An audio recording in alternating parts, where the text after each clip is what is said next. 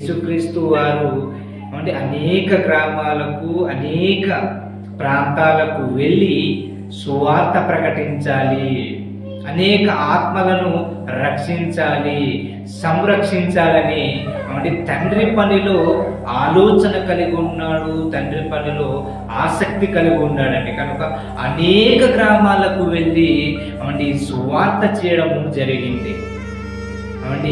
వీధి వీధిన వెళ్ళాడంటే, అనేక గ్రామాలకు వెళ్ళి దేవుని పని చేశాడంటే ఒకసారి ఆలోచించండి. బాల్యం నుంచి 12 ఏళ్ల నుంచే తండ్రి పనిలో ఉన్నాడండి.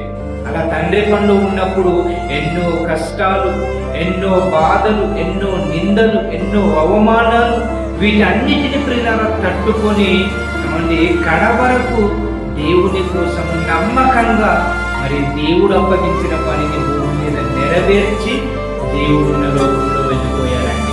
ఒక బైబిల్లో ఒక మాట ఉంది, తండ్రి చేయుటకు నీవు నాకు ఇచ్చిన పని భూమి మీద నేను సంపూర్ణంగా నెరవేర్చి తిని అంటే దేవుడు ఏదైతే పని అప్పగించాడో ఆ పనిని యేసుక్రీస్తు ప్రభుల వారు సంపూర్ణంగా నెరవేర్చాడండి. సంపూర్ణం అంటే అంత సగం సగం అని కాదండి, సంపూర్ణంగా దేవుడు ఏ పని అయితే అప్పగించాడో ఆ పనిని ప్రియులారా సంపూర్ణంగా నెరవేర్చి భూమి మీద నిన్ను మహిమపరిచి తిని అంటున్నాడండి.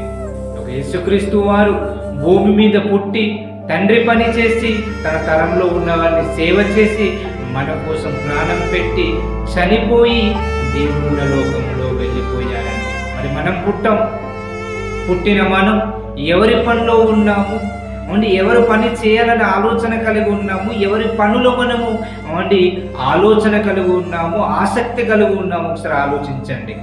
యేసుక్రీస్తు ప్రభుల వారైతే దేవుడి పని చేసి దేవుడున్న లోకంలో వెళ్ళిపోయారు. ఇదిగో మనము కూడా ఒక యేసుక్రీస్తు వారి వలె అనేక గ్రామాలకు, అనేక ప్రాంతాలకు మనం వెళ్ళి సువార్త ప్రకటించాలి.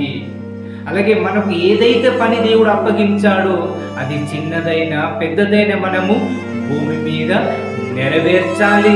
చేయుటకు దేవుడు మనకు ఇచ్చిన పనిని మనము శక్తి లోపము లేకుండా సంపూర్ణంగా చేయాలండి. దేవుడు మనకు పని ఇచ్చాడు, ఆ పనిని మనము బాధ్యత కలిగి ప్రేమతో భూమి మీద ఉన్నంత వరకు కష్టమైన బాధ అయిన వాటన్నిటినీ ఒక యేసుక్రీస్తు వారి వల్ల జయిస్తూ నమ్మకంగా దేవుడిచ్చిన కార్యక్రమాలను, సత్క్రియల కార్యక్రమాలను, వాక్య సంబంధమైన క్రియలను, దేవుని పనులను మనము కూడా సంపూర్ణంగా నెరవేర్చి మనము కూడా ప్రియులారా మన తరంలో ఉన్న వారిని సేవ చేసి దేవుడున్న మహాలోకంలో